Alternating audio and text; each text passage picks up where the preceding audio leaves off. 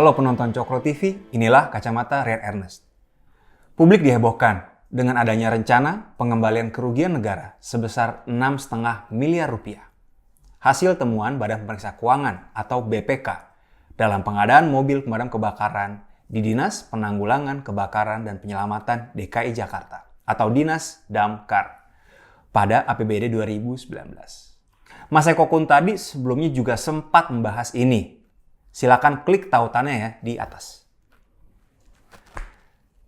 Menarik, pernyataan dari Kepala Dinas Damkar, Pak Satriadi Gunawan. Dikutip dari berita detik.com 12 April, kata beliau, pokoknya sampai saat ini sudah 90% dari 6,5 miliar. Bayangin loh, dari 6,5 miliar sudah 90%. Berarti kan tinggal sebentar lagi selesai. Yang dimaksud markup atau apa itu tuh nggak bisa juga. Kan kalau sudah dikembalikan, kan sudah tidak terjadi lagi kerugian negara kan. Pengembaliannya pun pihak ketiga, bukannya kita. Itu kata Kepala Dinas. Kalau ternyata laporan BPK ini berujung kasus korupsi, ya namanya korupsi sih pasti lintas sektor Pak Kadis. Dalam tren kasus korupsi yang sudah-sudah, ada sektor swasta, birokrasi, dan oknum politisi di sana.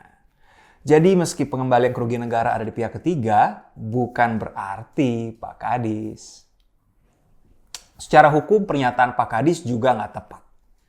Berdasarkan pasal 4 Undang-Undang Nomor 31 tahun 1999 tentang pemberantasan tindak pidana korupsi, pengembalian kerugian negara jelas-jelas tidak menghapuskan dipidananya pelaku tindak pidana. Pada penjelasan undang-undang tersebut dikatakan, pengembalian kerugian negara hanya merupakan salah satu faktor yang meringankan.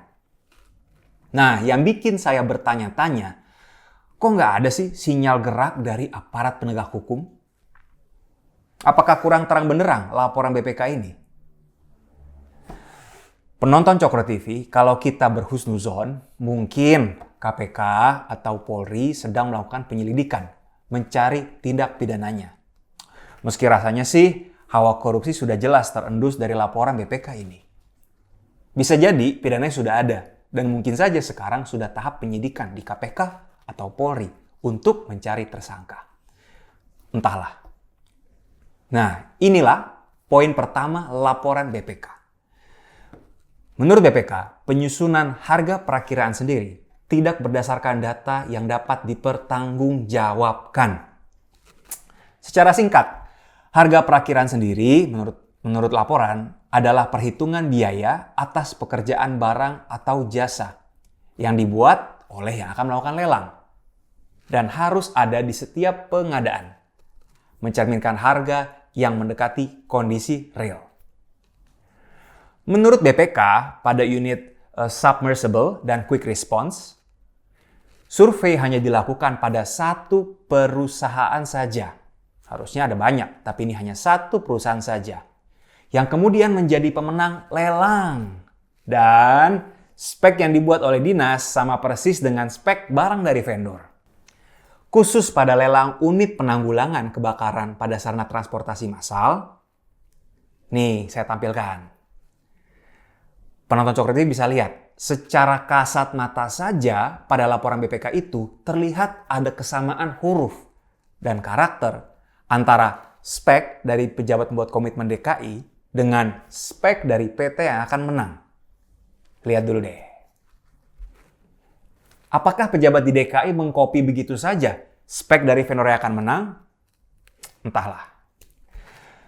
Namun melihat laporan BPK ini, sungguh jorok indikasi permainannya. Kata BPK, spesifikasi barang ini merupakan spesifikasi barang yang diarahkan kepada PT ND. Kita sih tidak tahu kepanjangan dari ND itu apa. Laporan BPK umumnya memang hanya memuat inisial nama PT. Khusus unit pengurai material kebakaran, pegawai DKI terkait mengaku bahwa, ini nih menarik, penyusunan harga perakiraan sendiri memang berdasarkan data yang diterima dari calon vendor sebelum dilakukan lelang. Alamak, ya ampun, joroknya. BPK pun beropini, penyusunan harga perakhiran sendiri berindikasi tidak akuntabel dan tidak berasas keadilan. Dan berindikasi dalam pelaksanaan pengadaan terdapat indikasi konflik kepentingan dikarenakan pengadaan telah mengarah kepada perusahaan tertentu. Parah. Poin kedua laporan BPK. Perusahaan pemenang seharusnya tidak lulus syarat kualifikasi. Setelah dicek oleh BPK, sisa kemampuan nyata pada vendor dari 3 alat itu tidak ada yang memenuhi syarat. Dan untuk satu alat yang lain, perusahaan yang sesungguhnya akan mengerjakan, ternyata jumlah modal kerjanya tidak cukup. Apa itu kemampuan nyata? Berdasarkan peraturan, kemampuan nyata adalah kemampuan penuh peserta saat penilaian kualifikasi, meliputi kemampuan keuangan dan kemampuan permodalan untuk melaksanakan paket pekerjaan yang sedang atau akan dikerjakan. Poin ketiga, laporan BPK. Perusahaan pemenang pada satu alat ternyata cuman perusahaan perantara. Atau istilah warung kopinya sih broker. Atau perusahaan pinjam nama atau pinjam bendera. Menurut laporan BPK, besaran ongkos pinjam nama ini 150 juta guys. Lumayan. Bisa dapat 1 city car.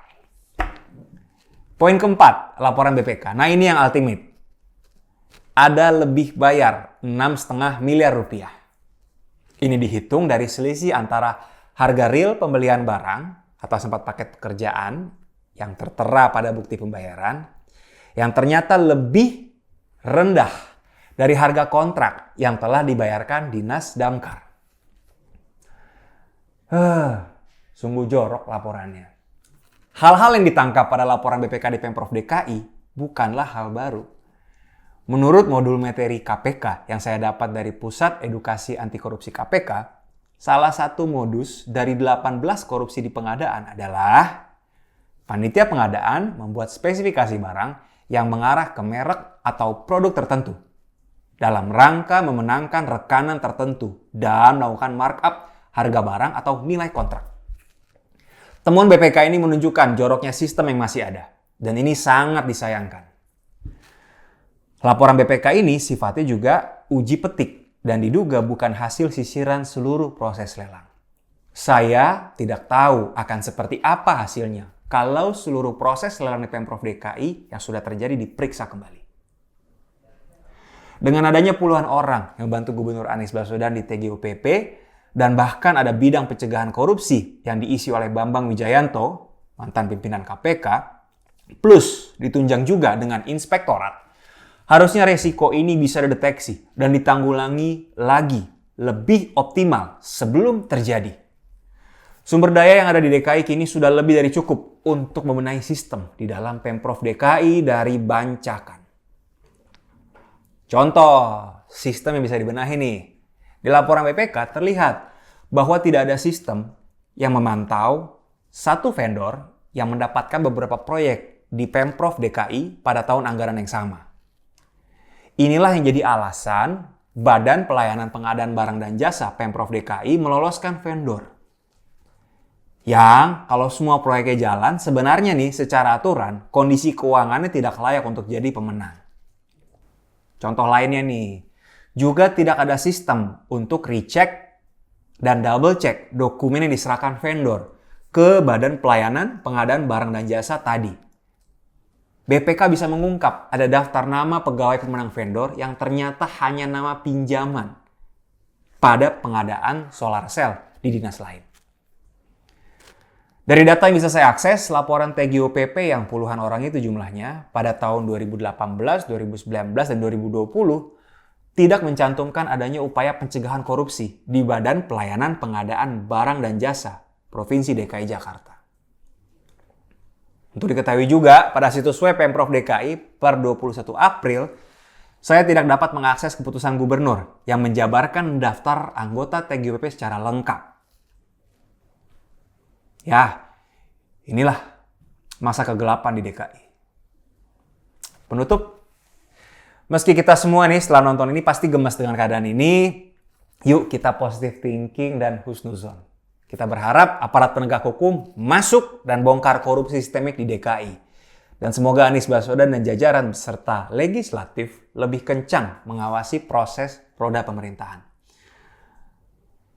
Teman-teman di DKI, Pak Anies Baswedan, tolong jaga anggaran yang bersumber dari pajak kita.